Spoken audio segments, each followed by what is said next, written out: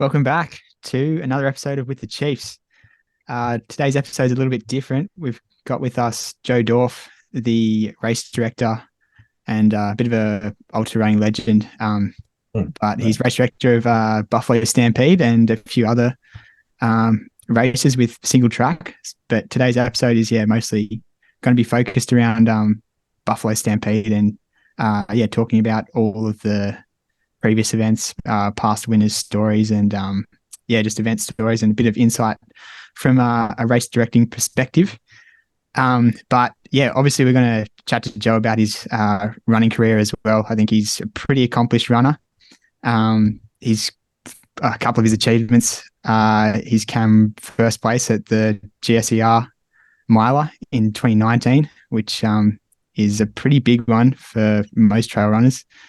He's actually won Buffalo Stampede Ultra in 2021, and then he's come second place in the Ultra Buffalo Stampede again in 2022, losing to Morgan Lindquist, past guest of the show.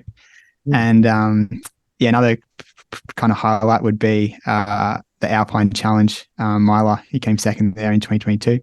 So welcome to the show, Joe. Welcome, Joe. Hey, nice to meet you. Happy to be here. Yeah. Usually we kind of kick the show off just by recapping our last couple of weeks of training and talking about what's coming up. So how's your training been going and what are you training for at the moment? Well, what do you mean by last couple of weeks? Because I technically haven't ran since 2 weeks ago. So last couple of weeks of training has been pretty poor. I don't know if you know this, but I went over to Hong Kong to do the Hong Kong 100K on the 20th of January or something. So I haven't ran since then because I actually tried to run a couple of days, maybe 4 or 5 days after, and just got this bad lower back pain, and it was really bad, and I thought I'd done something properly bad, but it's been easing off really good last week. So that's pretty good now. Like I should be able to run within a week. I'll just be doing like 5-minute jogs sort of stuff until then, and maybe just build it up slowly. But I don't even know what it's called. But essentially it's like the ligaments, because I sat down so much after the 100K.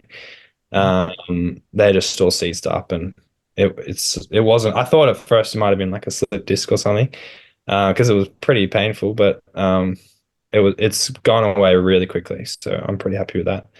But I had to. We were like launching GPT 100 entries, like the whole time I was about to go to Hong Kong, and the whole time we were away. And then I think we got back on the day they opened or something. And so I basically didn't like move much at all after the 100K. I was just sort of sitting down on the computer a lot, sitting down on the airplane, and then just got home, and I was just did 2 full days of work and didn't move at all. And then the next day I tried to run, and it was just gone. So that was probably not the best recovery. But yeah, before that I was training reasonably well. My training's kind of shifted a bit in the last maybe 6 months since UTMB. Kind of going away from like heaps of vert, and more just trying to get better at running, which I actually was going to do that anyway, and I was planning on actually having a year of like non-mountain ultras and just kind of maybe doing a couple road marathons or something. And then I got picked in the Western States lottery, so I was like, boom, so good. So excited for that. But it actually hasn't changed my training that much, because really, like, I needed to get faster running for that race anyway. And I need to, like, marathon training is probably the best thing for me at the moment, for now, until I'm closer to the race. So yeah, that's what I'm planning, building up slowly, and then maybe just trying to do some more like proper workouts, flatter stuff, and getting a bit faster, and then closer to the race I'll start adding more specific training in. Yeah. Nice. How was Hong Kong, the actual race? Oh yeah, the race was amazing. I definitely recommend it. we got a little bit unlucky with the weather. It was pretty hot for January. Like, I mean, Hong Kong's always hot all year round. Like, they've only got a wet and a dry season. But generally, I think the race in the middle of January usually gets a bit cooler conditions.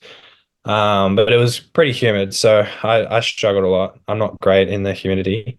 I wrote a really good list of excuses, so I can read them out. No, it was just a long, hard day. I don't know exactly what went wrong, but I finished, so I was pretty happy with that. But yeah, I think at around 3, 4 hours in, I was, yeah, just started feeling it big time. I was doing all right at that stage, and then I slowed down for probably 3 or 4 hours because I was just like, I just got to wait till the humidity drops. Because I was looking at the graphs and I was like, oh, the humidity drops at like 2, 3 p.m. And I was just like, just got to get to then. And it did get a lot easier when it did drop. But it was nice. I got to run in the night. Like I got a lot of night hours in, and that was actually amazing in Hong Kong because you're really high up on the ridge lines and they're amazing trails and they're all like exposed and like it's really cool. And then the city's like 360 around you, full night lights, crazy city, massive city, and we had like a pretty full moon. I don't know if it was a full moon, but it was pretty big. And I actually spent most of the night without a head torch on. It was insane. Like Yeah, I wow. didn't even need it. It was so good. So yeah, it was an amazing experience, and I'm glad I got to experience it all and not just like race hard the whole way. I was basically in the mindset of finishing from like 23K, I think, which meant that I could kind of enjoy it a bit. So Yeah, yeah. definitely. I think Mm. humidity's tricky. Like no one seems like everyone forgets about it, and then Mm. once Yeah. it's humid, it's like, oh shit, like this sucks. Yeah, because you look at the temperature and like before I went over, it's much cooler over there. Like it's mid 20s, right? And I was like, oh, I should be fine because it was like 30s here. Um, but then yeah, the humidity's higher, and then I sort of remembered in the morning when I was really starting to get hard, and I was like, oh, I remember I'm really terrible with the humidity. Had a few races before where I've just sucked. Like I think I did Misty Mountain Ultra or something in like up near Byron Bay one year in November or December, Oh and yeah, I just like I suffered so much in that 50K, and it was just like the worst, and it felt like that experience. But that race finished at 50K, and then I had another 50K to go. So yeah, it was really good though. Like the last 50K was really fun once it had cooled down, and it was yeah time to go again because I did take it very easy until then. And so I just started running through the field then, like not like from 150th to 80th, like not running through it to do well, but like yeah, I was still passing people, so it felt good, you know what I mean? Yeah. yeah, definitely. And I get a massive field there. It's like 2,000 runners, super elite field. Like the Chinese runners are so strong. They're all amazing. Like the top Chinese runners should definitely try and race outside of China more. Like, because I never see those guys running outside of China, but they're amazing. Like Tyler Green came third and had a decent race, and he was like the only non-Chinese runner in like the top 10, I think. So Yeah, wow. yeah, they're pretty good in those conditions. But I'd love to see like I think his name's Yu Pekan or something. Oh If yeah, he came over to like UTMB or something, I'm sure he'd do really well. But yeah. yeah, they don't do it. They don't travel too much, so it's a Is he shame. the guy that won it or? Oh, he was winning the whole way, and then he came second. Yeah, Oh, he actually had like a big gap with at the last aid station. And I think the second place guy needed to take like 2 minute a K off him or something, and he yeah, I don't know how much he imploded or the other guy was moving. Like you can watch the highlights of the guy who won. I can't remember his name. And like I remember that part of the course, it was like the final climb. And it was pretty hard. And he's just like running hard. Like I'm like, man, can't even imagine doing that. Um, but yeah, it's a cool course because it starts real coastal. First 50K is all coastal with some steep climbs, but not too bad. And then the last 50K is real mountainous. So it actually finishes basically with like a 18K, pretty much like an 18K climb.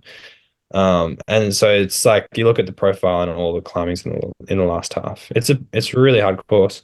Like the winners have never it's never gone under 10 hours for the men. So Yeah. that's saying how hard it is for 100K. Like, Yeah. yeah, which, the top best runners in the world have gone there and no one's ever gone under 10. So Yeah. it's Wow. pretty cool. Yeah. That's definitely one on the bucket list. Yeah. World Trail Majors. So so that Yeah. was the first race, and I think the second one's coming up. Black Canyon should Oh wow. be fun. Awesome. Yeah. Mm. What about you, Smitty? How's your training going? It's going okay. I think we record on the 15th, so I was on a bit of a streak. I think that was the 10th week over 90 Ks. Um, so I was definitely getting into some consistency, but then during that week on the Thursday, I got COVID. So that sort of threw a bit of a spanner in the works. So I took took Friday, Saturday, Sunday off, and then like I tried to go back to running super easy on the Monday. I think the general symptoms dissipated pretty quickly, like just feverish and stuff like that. But then I automatically just go to thinking like oh, I should be fine running wise as well. But then you try and then you try and actually run and your chest is in all sorts. So Monday felt pretty sloppy. I just ran, I think it was like 5K easy, and then Tuesday similar, like just tried to do I think like 45 minutes all the way up to Thursday. I'm not sure because the humidity certainly is not helping. Like you're just like, is it super humid or am I still not well even to the Thursday, to be Yeah. honest? Right. But then I jumped in, helped out on a tempo on Friday. Like few squad mates were doing a tempo, and I think it was like hilly, maybe like 4:10 pace, a little bit under. So I started to feel like chest started to feel good then. Wow. And then what did I do? Saturday, I actually headed out to Unofficial Run Club with Chris in Manly, which is good. Um, there wasn't 1,000 people in Manly, so it was on the Saturday. There was probably like 70 people. Definitely at the surf club towards like as you head towards Shelley, there was some people giving some looks to this big group running through. But anyway, it was good. It was good fun. It was good fun. I enjoyed it. Manly's always nice to run in. Then I had in the evening I had a wedding, had Tobias's wedding, which was really good. Um, and then yeah, did a trail run the next day. We went out to Glenbrook, I think, starting at Glenbrook. We went out for 35K. I was proud of myself for getting through that on a few hours sleep. I wasn't sure if I was gonna have to turn back pretty quickly, but Is yeah, that that just was like the out and back there, or yeah, it was the out and back. Yeah, yeah, yeah, yeah, yeah. It was good. It felt like it was cooler on that day. But yeah, we went out with a big group. What's that called? Is that like the Oaks or something? That one? Yeah, I think it is. Yeah, yeah, yeah. I Thanks always, for reminding me. yeah, I've never done it, but I always see people running on Strava and stuff. Yeah, Mm. yeah. It was good. I think that was the last one of a bit of a series we've done. So I think Georgia and Michaela go off to Tarawera, which is in 2 weeks, I think. So we've done quite a few runs as a squad, which is good. Something that I normally don't do. But I'll be you, returning to the roads pretty soon, I think. yeah, okay. But it's So been good. I feel like trail run. what's that? You know, a trail run yet? Um, I don't know. I just don't I don't know how good I'd be at it. I've been wearing my Super Blast out there and my Nova Yeah. Blast, so not really. Mm. And I've actually, what was that? I took out bottles, like handhelds, and I Mm. bought two. And people were like, dude, why are you carrying two? Like no one carries two. So I got caught out there. But you can correct me if is that like, does anyone carry two or is that just me? Very few people carry handhelds, I reckon, or at least around here. Like, I don't know. Usually Yeah. carry Well, it'd be packs. pack and stuff like that. So yeah, I've just revealed even more ignorance by even suggesting that. So I don't think the handhelds that much. No, I feel like they're meant to form or something. yeah. Yeah, handhelds good. Um I did try it at one stage, but I Never got into it. I thought they'd be super uncomfortable, but they're Mm. they're actually okay. But yeah, back to the roads, back to the roads. But it's been super fun though. I won't lie, it's been good, especially when you go out with a group. I don't think I'd do it on. I don't know how much I'd do it on my own, to be honest. But yeah. Um, then we did the Delta session, so I think we did 7x1K. That was a good test to see like how my chest is feeling, to see if like I bounce back pretty quickly. And it's actually been one of my best 1K rep sessions I've done. So yeah, I'm happy with how it turned around pretty quickly.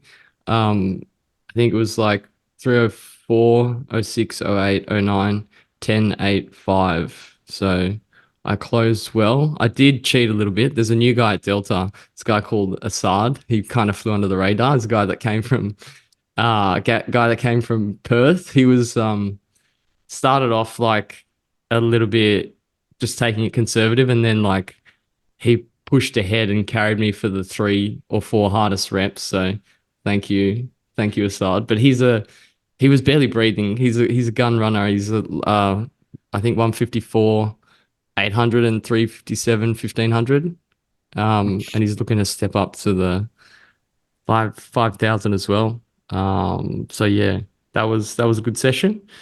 And then yeah, MLR, and today's Thursday. So that's where I'm at with training. I'd like to say also, Dom, nice moustache. We didn't compare notes, but it's not a coincidence. Oh, thanks, Smitty. I appreciate it. Well, what about? What's to go there? I don't know. Why did you do the moustache, Tom? Mine was inspired by Matt Gore, but he's gonna think that's weird. But anyway, what was yours inspired by? I don't know. Just never really had a moustache, so I thought, yeah, we'd give it a go. Looking good, Dom. Looking good. Yeah, cheers, mate. Sounds like you bounced back from COVID pretty well, though. Like, yeah. Well, I knew like because I've had that consistency that I was pretty like my fitness is in a really good place, if not like sort of the best place it's been at. And then to do that session, yeah, I'm very surprised I bounced back that quickly. So just got to stay out of trouble now. I've got a Bucks weekend coming up. So yeah, which you're going to be a part of, Dom. So are you doing Sunrun, Dom? Yeah, doing Sunrun. Yeah, nice. Anyway, how is your training, Dom? My training's been going well. I'll try and keep it quick. I'll just do the sessions. So sessions quick. Or you training quick, or you answer quick? Answer quick and training okay, getting quick. But it's kind of been like 4 weeks now that I've been sort of back full training after a bit of time off over Christmas. And the key sessions the last 2 weeks. So I think 2 weeks ago I did 6x3 minutes with the turbo crew, which was pretty good one. We were just going out and back, so it was good one to do as a group because you all run out together and then you turn around, you're like chasing everyone back, and you'll finish at the same point, which is pretty fun. And then the Thursday we did 3x10 minutes with a couple of guys from work. Every Thursday morning we've been getting out and getting a bit of a run club happening at work, which is fun. I think, yeah, been enjoying that with all the work guys. How many people you get out, Dom? What's that? How many people? About like 3 or 4, but it's good. That's good. It's good. For the workplace, like that's awesome. Yeah, 100%. No one wants to hear a bar about running at work. But yeah, we're changing that. Good. And then Sunday I did 20Ks on the trails in the morning, and then it was like super hot that day, so I did doubled and did 5Ks that night. And then the next week, the sessions were, we did 15 times 1 minute hills with turbo. Everyone was, hating me for that one because it was my idea for the session. And everyone was just not having fun doing 1 minute hill sprints for 15 times. But it was good. I felt like, it felt pretty strong and was getting fast after that. And then Thursday I did a double session day actually. Did 5x1K in the morning at the airport, and then that night there was the King's Cross Track Club time trial, which was a 5K little race, and we did 16:32. But it was pretty fun. We had Sotar and Ian. We were all kind of battling it out for the 5K, and I got the win there, which was nice. Got the W. That's pretty good after. Yeah. Weren't you tired? Weren't you tired after 5x1K? Was it like threshold reps, or I were you really going wasn't pretty sure. hard? I was going okay. It was like 3:20, and then like around 3:20, 3:25 sort of pace. So nothing crazy, but still a bit of work. I really wasn't sure how I was going to go in the 5K, but just being in that racing environment really kind of pushes you a bit more. So I think it'd be good to do a bit more of that with a few other guys. This week was pretty crazy actually, because then on Saturday we were up the coast, and one of the guys there wanted to do a park run, so I jumped in and did that as well, which is that's 4 pretty intense sessions. 2 5Ks in 1 week. Wow. Yeah. And then on the Sunday, got out on the trails again for 24Ks. And then, this week at Turbo, we did 500s. So I think it was 10 500s, which was good. And that was a double session day as well, actually. In the morning, there's a new run group starting off called East Elite with Geordie Williams and the Up and Running guys. And that was it was a real fast session. So I did 4 200s, 7 800s, and then another 4 200s. And some of the guys there are just moving so well. I was just left in the dust. But I think that, it'll be good to kind of have that session to go to for a bit of speed moving forwards, just to keep in touch with it. And then this morning we got out with the airport guys again, and the session was 5x1K again, but I took it a bit easier. I did, I think 2 or 3 that were solid efforts. I think I was going 3:15s, and then I just shut it down and jogged the rest with the other guys. It was 3:50s. Getting ready for the sun run this weekend. But big. Yeah, that's right. Training's been going pretty good. So you're going to take it easy on tomorrow night, because we're going out. Yeah, I think, not going to go nuts on the drink probably. What's the sun run? Is that 5K thing? 10K. It's DY to Manly, on the roads. Yes, there's a couple of little hills over the headlands, but 10K road race. Yeah, sweet. Sounds good. Yeah. I said I'm going to do more speed, but I'm not going to do that much speed. That's for sure. Yeah, I think I've been overdoing it. It's just been pretty intense. I think after the sun run, I need to just back off a bit and stick to the long, slow stuff. I have to say, I've been enjoying your weekly Instagram updates as well. Keep them coming, Thanks, mate. Yeah, appreciate that. They're good. Anyways, back to the episode, and the whole reason why we got Joe on was to talk about Buffalo Stampede. So I think, we'll kind of just start off talking about the course and some of the highlights of the course, and then a couple of stories about the event over the years, some of the highlights that Joe can share maybe, and then Joe's insight to running in the event, as well as sort of course directing stories about setting up the event, any sort of mishaps that have happened. Yeah, cool. And a preview of the fields. But Joe, do you want to take us away?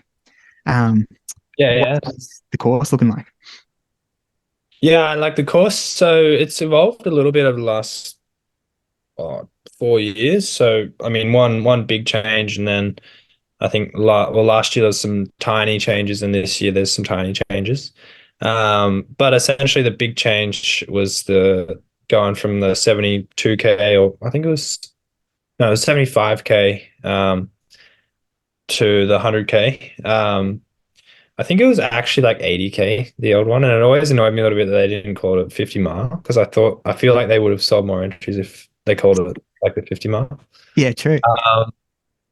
Yeah, so yeah, we went to the 100K. It was like we wanted to run people to the Horn, which is the high point of Buffalo, from Bright, which is an amazing spot. And if I don't know if you've been there or not, but it's just such a good lookout. Probably one of my, I don't know, it's probably my favorite lookout in Australia. Like it's seriously good. You can see the entire like Alps from there. You can even see Cosy on a good day. So yeah, I just love that spot, and the road up to the Horn is this just awesome gravel road climb. That would be sick for like workouts because it starts at like I think it starts at like 1550 and the Horn itself is like 1723. So it's pretty high altitude up there.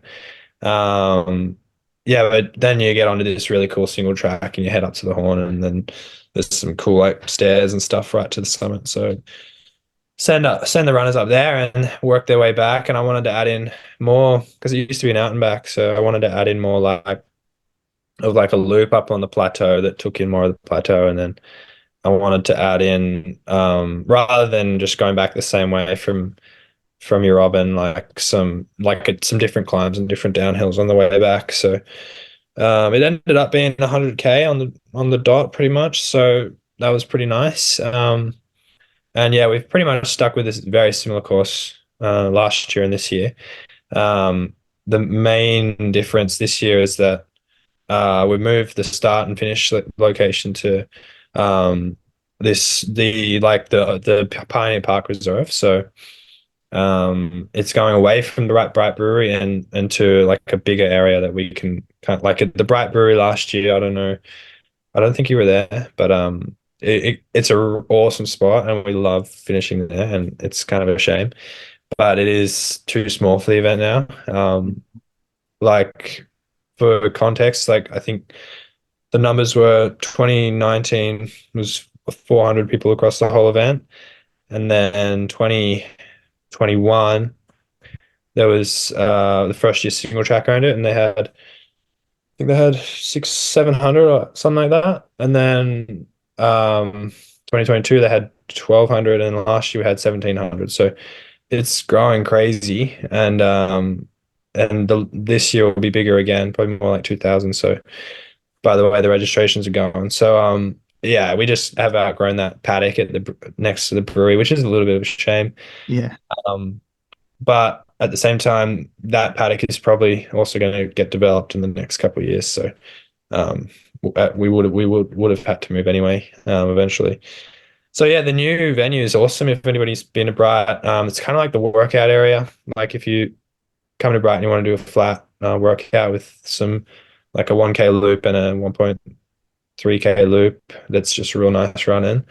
Down at Pioneer Park goes kind of around the oval and near the river, and it's all on asphalt and tennis courts and stuff, and really nice area.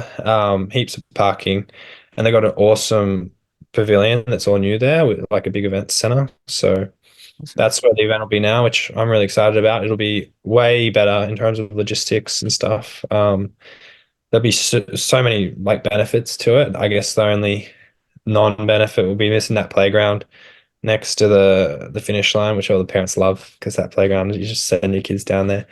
So yeah, we'll have to buy some toys from Kids R Us and stuff like that, and make sure there's some good places for the kids to play.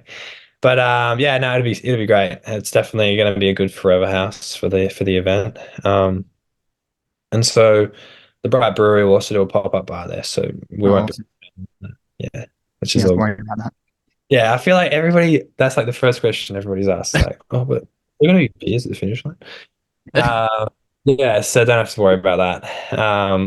So yeah, the courses have shifted a little bit because of that. New start and finish location, trying to make the distances all equal to how we've always had them.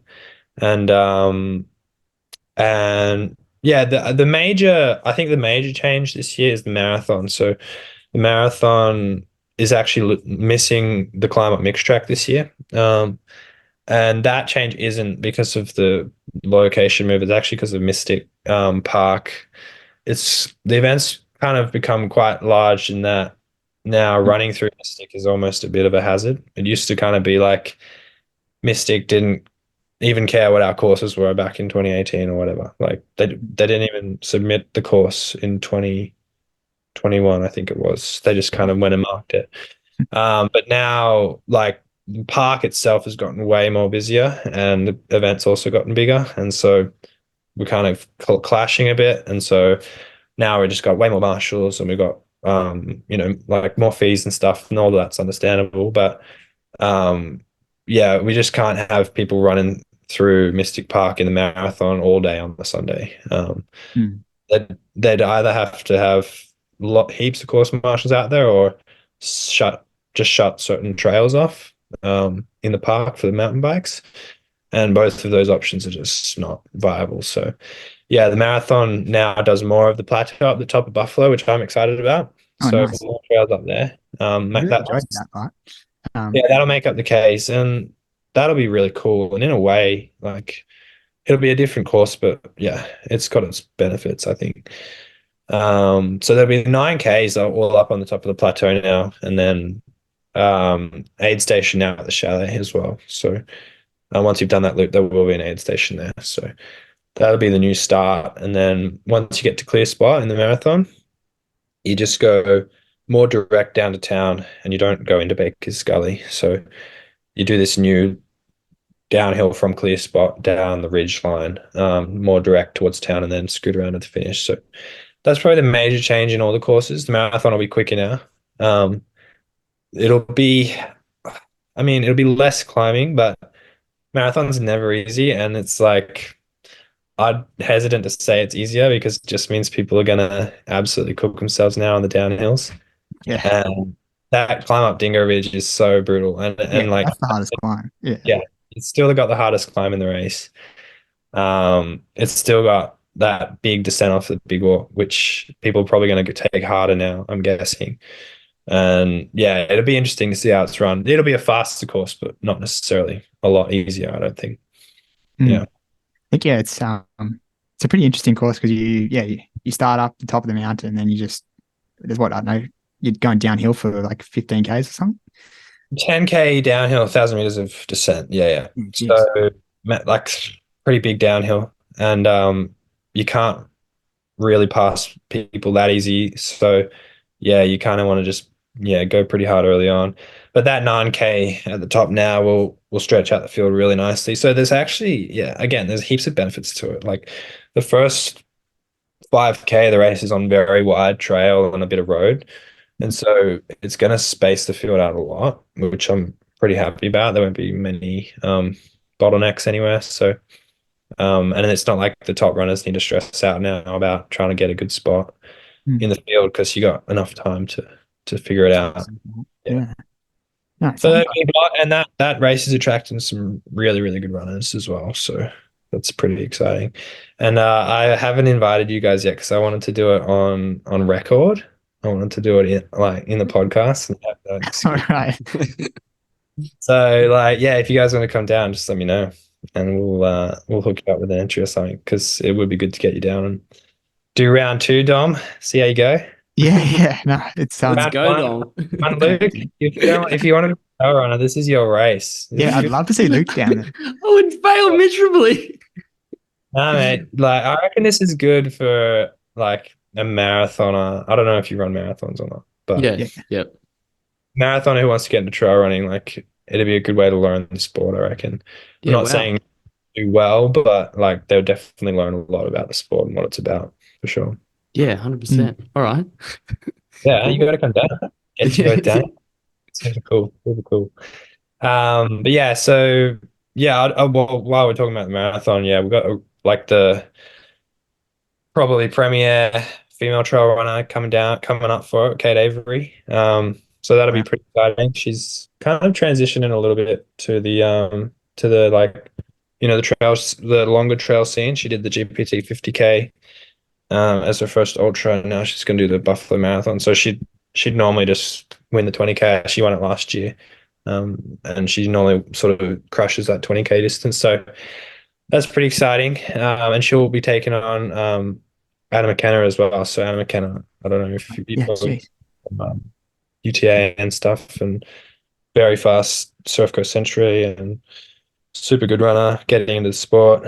So yeah, she'll be taking her on, and yeah, we'll probably have some other dark horses in there as well. But the men's field, like, is just stupid. It's like so strong, and yeah, you got Reese Edwards will be pretty hard to beat, I think. Oh yeah, And in the 100K. no, in the marathon. Oh, in the Yeah. marathon. Yeah, right. Yeah, I don't like he's just flying at the moment. He won Melbourne Marathon last year, and he won, and he came top 10 Singapore Marathon, and he was up here actually on the weekend training, so he's pretty keen. But yeah, but there's plenty of people who could beat him as well. Like Charlie Hamilton's going to do it, Matt Korean, Billy Curtis is going to do it. The two Barnett brothers who are locals around here, I don't know if you guys know them or not, but they've had some pretty good results, and they're both like 20 years old, so really good runners. And then Joseph McGrath as well will probably Oh, come yeah. down, and Josh Lynott as well. So Wow. pretty stacked men's field. That's probably the most competitive field we've ever had in any of our races, and maybe one of the strongest fields in any race, really. So that's pretty exciting. That's Um, crazy. yeah, so that'll probably be the race of the weekend. I feel like every year we have like, and maybe it happens with other events as well, but every year we have like one race which just everybody enters, and it's like that's the race for the weekend. And last year was the 100K. Mm, This year it seems to be the marathon, and it just, I think the year before was the 20K.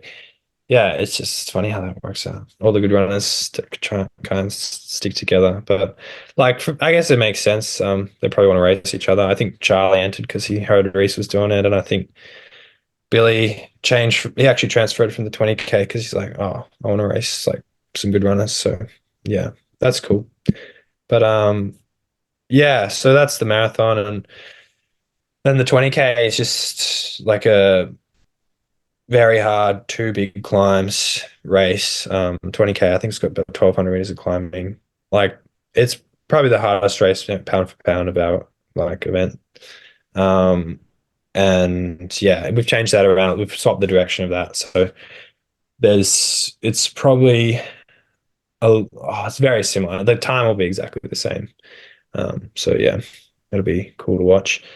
And I guess actually the one race that's grown a lot this year in terms of entries is the teams race. okay.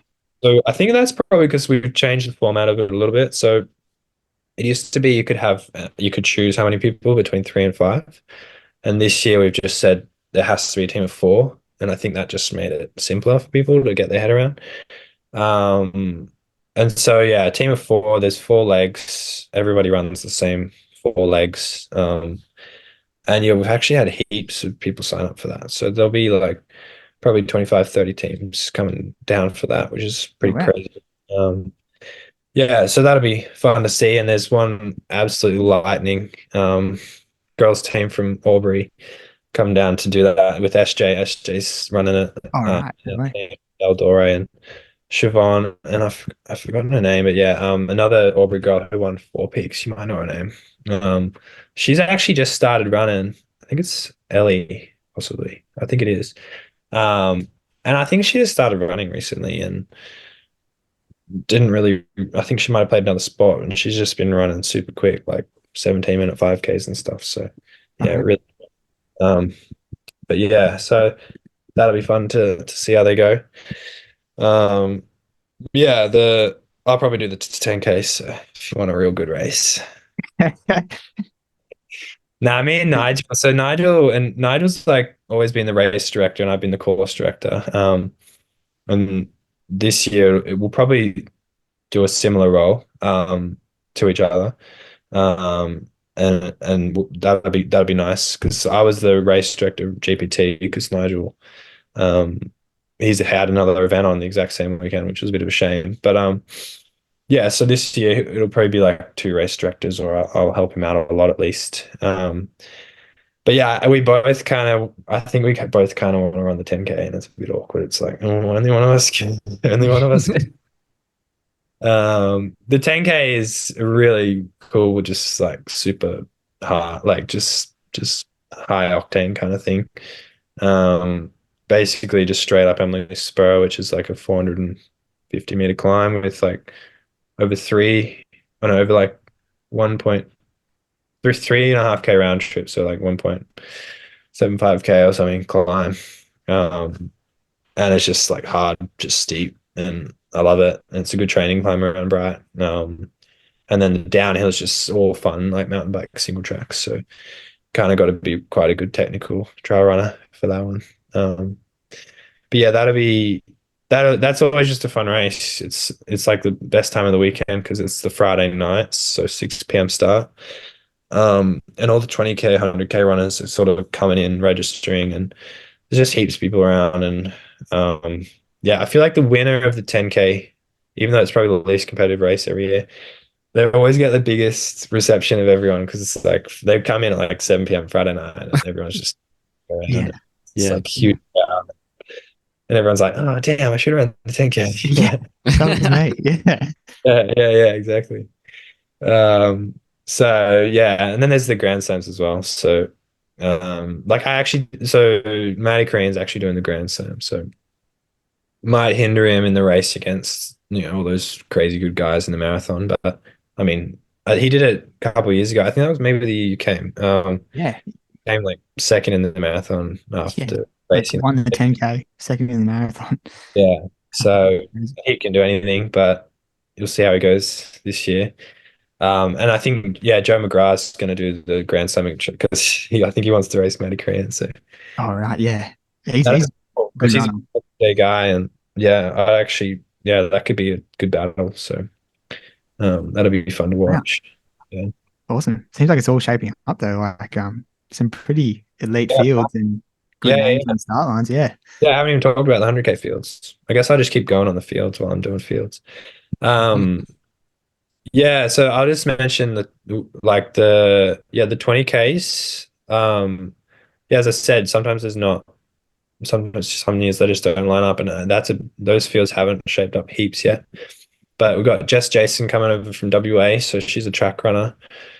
She's run some fast like marathons and stuff. Oh, maybe not marathon, half marathons and stuff. So she's friends with Kate Avery. So that'll be really interesting to see how she goes. She could absolutely crush it, or she could just do a Luke and not know how to run trails. Even though I know nothing about Luke at all, No, that's fair. You nailed it. It's all good. maybe she wear her super blast or something and just like I know Luke's deceptively good at hills. Like I reckon he could be a bit of dark Yeah, horse on the trail. you never know. You never know. Maybe it's all an act. yeah. And then yeah, we'll probably get some other decent women runners as well. And then like Matty Dore will do the 20K. He's always a real solid runner, and Tim Locke. So Tim and Taylor, they always come down every year. Some years they don't race, some years they do something. But they've got a few runners always running, so they're super good supporters of the event. So shout out to them. And yeah, I think Tim's going to do the 10 and I think he's going to do 10, 20, and Michaela's going to do the 10. So yeah, that'll be cool. They'll probably run strong. And yeah, then the 100K. So we're really trying to so in Hong Kong we were doing a lot of networking, obviously, me and Colin and my wife Vic, and trying to meet everyone we could. And yeah, we've definitely got in the ears of some good international runners, but probably shouldn't say their names yet. But there's one or two that are pretty interested. But yeah, then I guess the men's sort of elite from Australia would be Owen Davies is coming for the first time. I think he's done it. He's the guy that beat me at Alpine. Super good runner. He's got a lot of good results. I think he just did a Everest like a couple of days ago. Oh jeez. So he'll have a lot of vert in his legs. He'll be fine on the downhills. And then interesting one is actually, and I'll be interested to see how it goes, is Tyler Wyndham, who's an Ironman guy coming over to do some trails. He think he ran Cozzy, but he pulled out. But I think, yeah, he's got a huge engine, and he's like fitness wise, like, he's got all the numbers. So like if he can put it together, I think he could be the dark horse. And yeah, Ronnie Spark signed up 100K. Oh yeah. Fire out.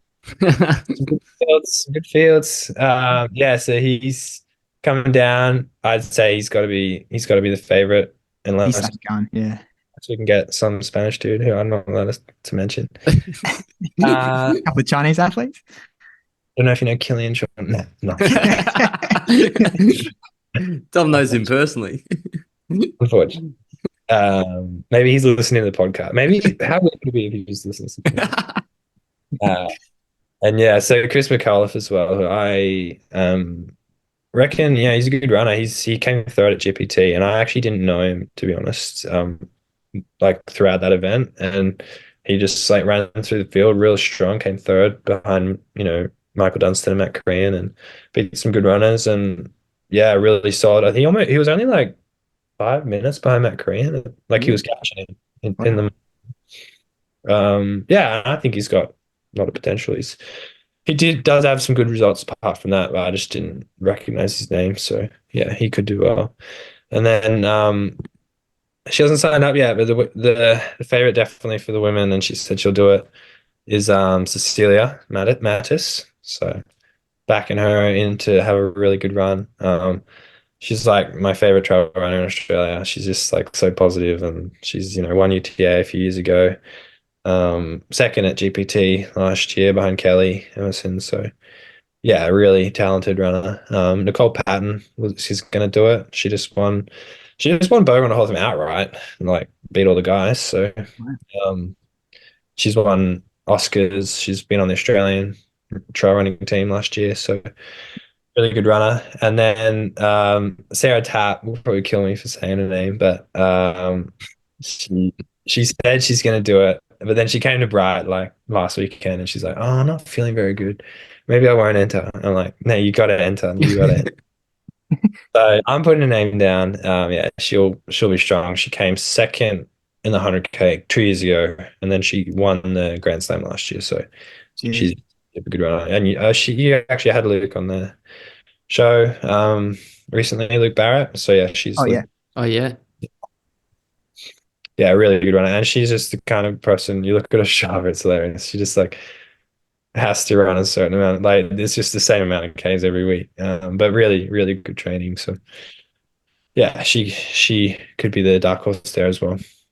Mm. That women's 100K field sounds pretty good too, actually. Yeah, yeah, for sure. Yeah, anything. Yeah, what reckon Cecilia is destined for big things, and yeah, she's got like the Brisbane Trail Ultra 100-mile record. She ran a real quick time there.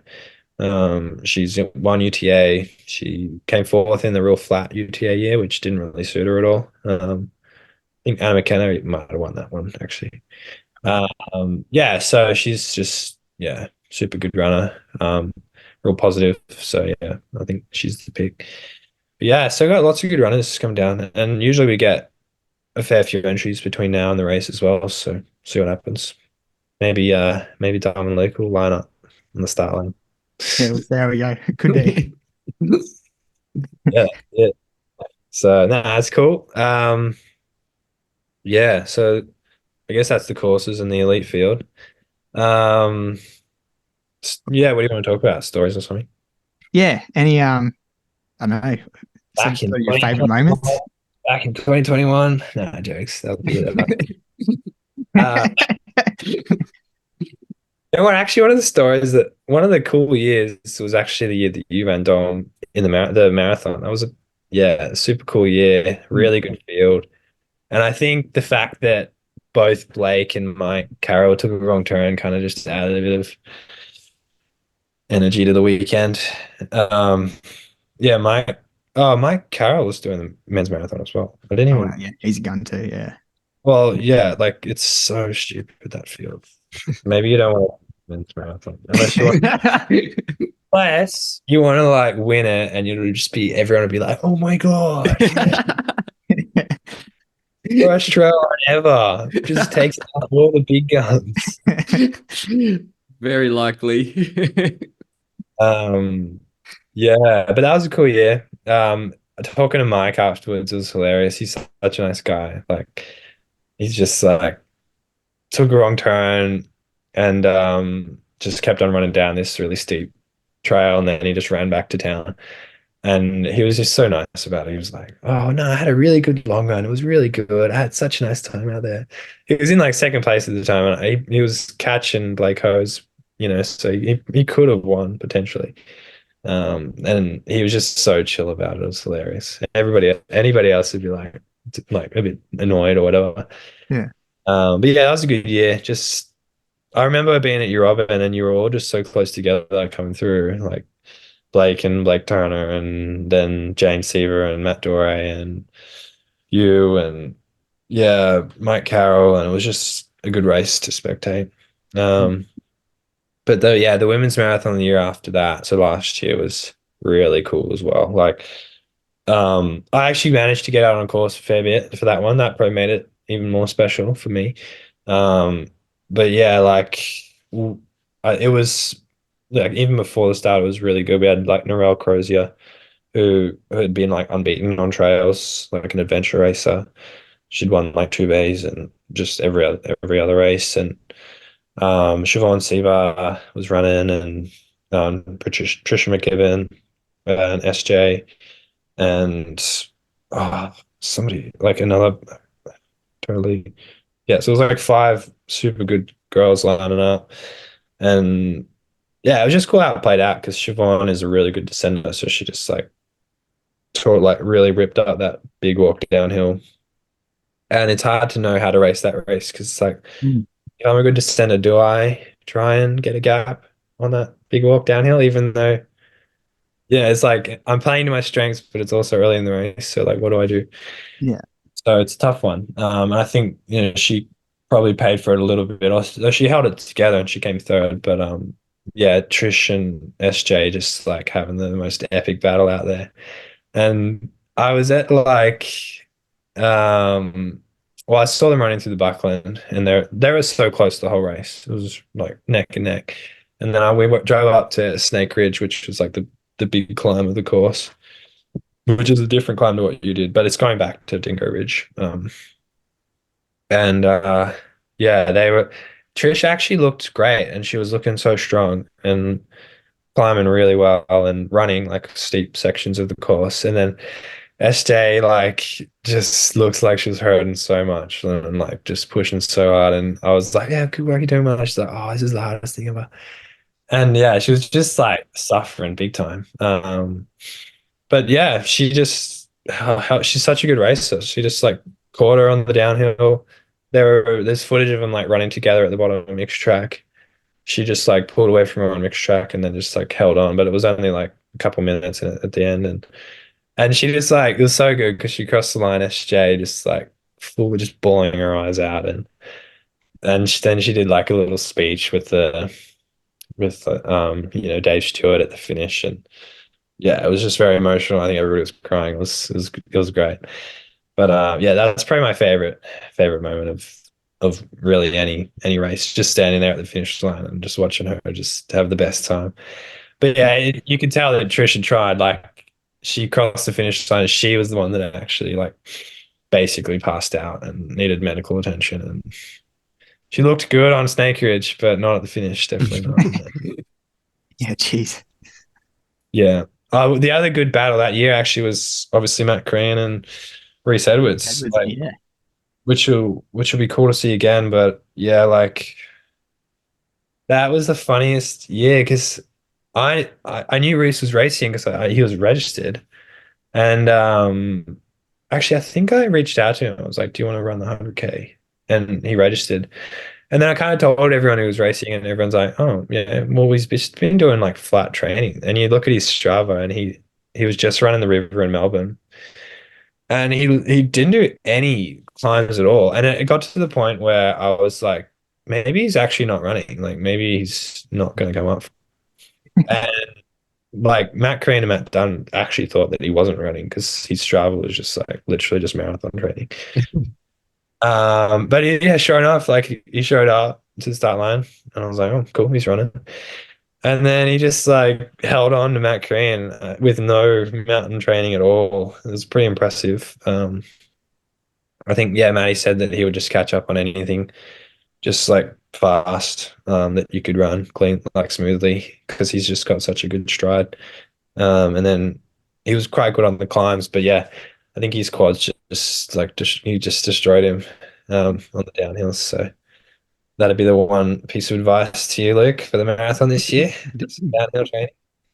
Yeah, I got excited because yeah, maybe I could have done the same thing, running around Lilyfield Bay Run and just Oh, shot. no, it definitely shows you like the number one thing with trail running, number one thing with any running is you got to be a good runner first, and Yeah. like a good runner is the most important thing, and then specificity is like the next, in my opinion. Like, you could get like Reese Edwards is proof of it. Like he almost beat Matt Korean in a 100K mountain race, and he just did marathon training. Like a good runner will beat a trail runner any day if they're like a really good, if like a better runner. So, Mm.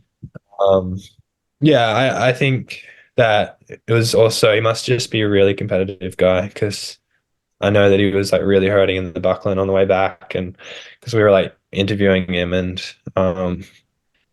he didn't look great, and I thought Matt Crane was going to beat him by heaps, but it was only like 5 minutes or something. Like he was so close, so Wow. really held it together. And then off the back of that, did he win Melbourne Marathon? Oh, he actually no, he was injured like a lot of last year. Just Oh, really? after Buffalo, he had like I don't know, I think it was a fracture or something. Can't remember, but yeah, he spent like a few months, like 3 months or so, not running, and then he got back into running, and the first race back was Melbourne Marathon, and he Yeah, won it. I'm like, wow. Wow. nuts. Yeah, I know, like very nuts. But yeah, he's a cool guy, and he's just like a really nice guy as well. So yeah, good to have him involved in the race again. But yeah, he's a unique athlete. He's trying to do really well at both road marathons and trail at the same time, and that's probably quite hard to do. I don't know. So good luck to him. But yeah, it's funny. Most people, when they're that good, would pick something. If you won Melbourne Marathon, you'd think you'd pick like road marathons or something, but he still wants to run on the trails, so that's cool. Yeah, nuts. Love to see it. And he seems like a pretty quirky kind of guy. Like, yeah, Yeah, really yeah, interesting to see what he's up to. Yeah, big name. I love him. yeah. Um, I guess, yeah, some of the behind the scenes sort of stuff. Has there been any sort of memorable moments in being a course director and event sort of director? Oh, I sort of like think back to GPTs mostly, to be honest. Um, well, Buffalo, like the last few years, I've kind of my role's been growing and growing. So, like 2 years ago, it was pretty minimal. I basically just marked the course, and I ran that year, I ran the 100K. So, like, um, yeah, I did do some course marking. I did like all the course design and stuff, but it was pretty minimal. And then last year it was more. I actually, interestingly, um, I marked like except for one. Oh, I think it was probably 15K bit that my friend did. I marked all of the courses, all 20K, 42K, 100K, Oh, and 10K. Everything was just me, and that was like Sunday to Friday, so it was pretty massive. Trying to get that done. It was a few really long days, and I could have asked for help, and I just didn't want to because it was just fun. I don't know. And I kind of wanted to do it all myself. And I feel, and I'm not great at that. I'm not great at like delegating people to do stuff because I want it to be done properly. So, but it was really fun, and that was actually a really cool week. It was just out there with a pack and just hiking around and probably getting really slow. But I was actually thinking I was always going to race the marathon that year, and then like the amount of course marking just was like way too much, and I didn't end up racing the marathon. But yeah, that was a fun week. Just trying to get it all done. A little bit stressful um, on the Friday, trying to mark the 10K in time. But no, it all worked out good. This year will be. I've started like more full time with single track since like middle of last year, so this year I'll be very involved. Probably try and run the 10K as long as Nigel's not too mad about it. Hmm. But yeah, I'll just be you know, doing shifts with, Nigel and Colin, and trying to probably stay up. One of us will, or a few of us will probably have to stay up late through the night because the 100K goes off through the night, and keep people safe. And it's been really fun to learn. I did it pretty big, thrown in the deep end at GPT as the race director there, without Nigel. So I've done it before now, so that's cool, and I know what it involves. And um, yeah, it's exciting to think about. But yeah, often I'm like, it would be cool just to run the 100K again. Yeah. Sounds Uh, like DPT sounded pretty gnarly though with all the weather and everything. yeah, it was. It was just not great weather. It's a shame because at least it wasn't too hot. That was one thing. The 50K was hot though, so the Thursday was hot. And we like mandated 3 liters of water in the end, which was lucky because we actually had like even the top guys coming in saying that they ran out, like they took 3 liters and they ran out before the next aid station.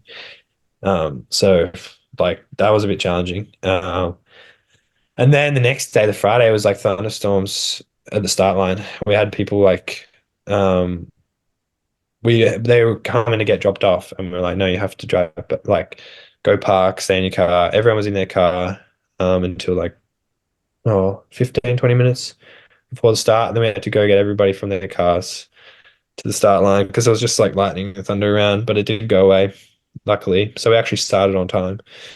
Um, yeah, but that race, yeah, there was another thunderstorm that night as well. Um, and it was just me and Lucas, who does the UTA medical, and a couple other people standing around looking at lightning trackers, trying to figure out what to do.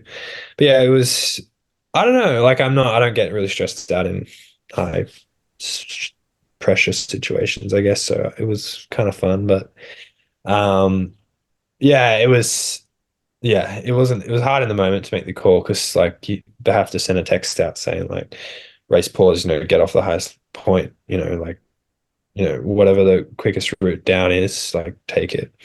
So some people turned around, some people had to run even faster along the course. So like, obviously people are getting different advantages and stuff, but at the end it was about 20 minutes, I think, of stoppage time, and you never want to do it, but it was pretty necessary, I think, for GPT.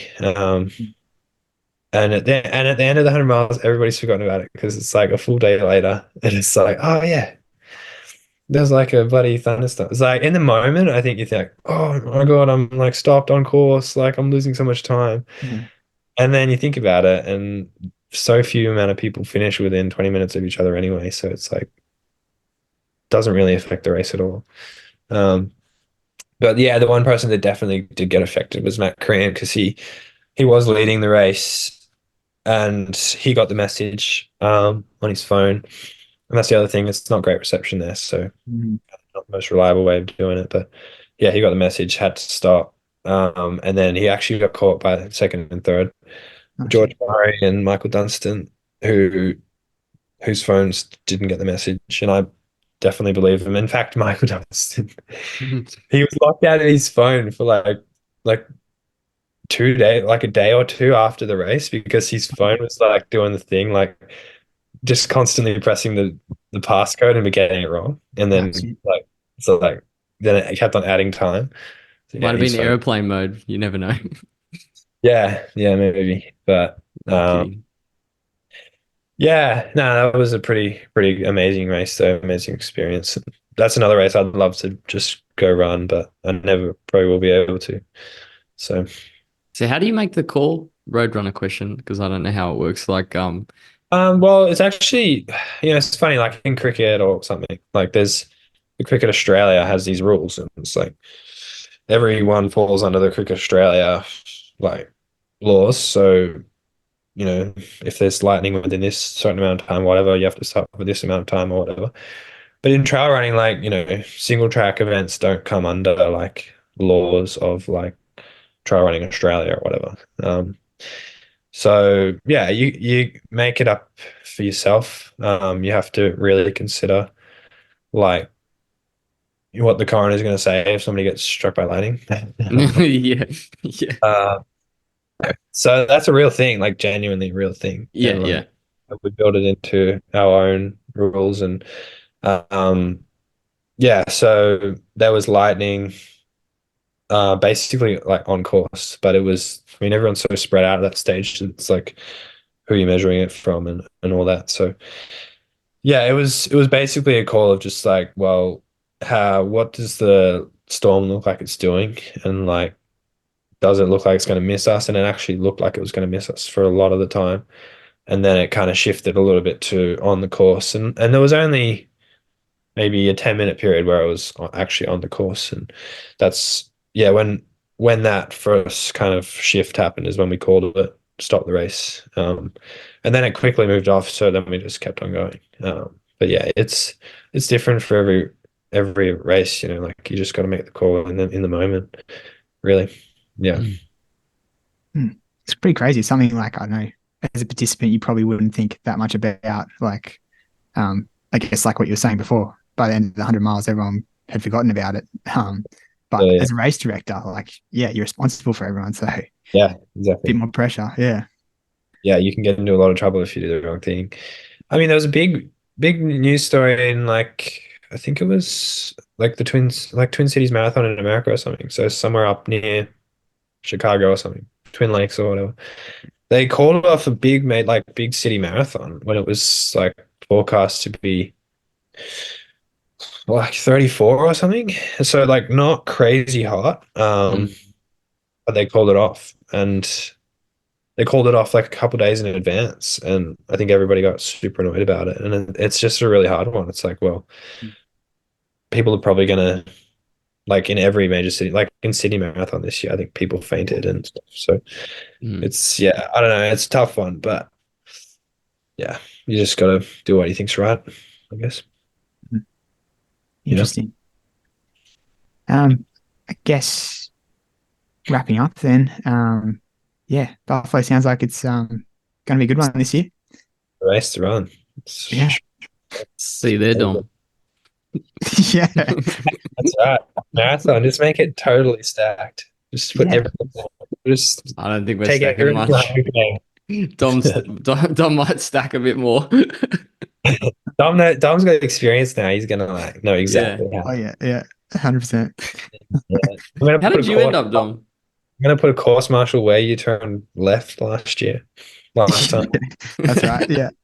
Yeah, Anyway. Yeah, no, it's pretty crazy when I did. It was like first trail race I'd ever done. And I just had like all the wrong gear. Like I got my jacket from Decathlon and it weighed about a kilo. And That was a I think cost saving exercise. yeah, yeah, oh mate, I was not spending a skerrick more than I needed to.